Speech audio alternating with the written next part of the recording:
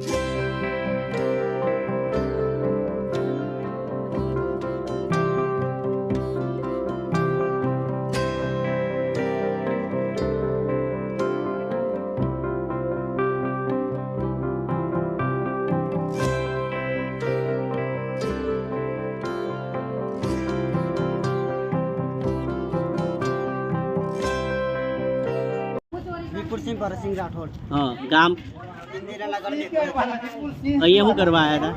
ये कड़े कम आए थे। कना करे कोई भी कॉन्टेक्ट ले जाए।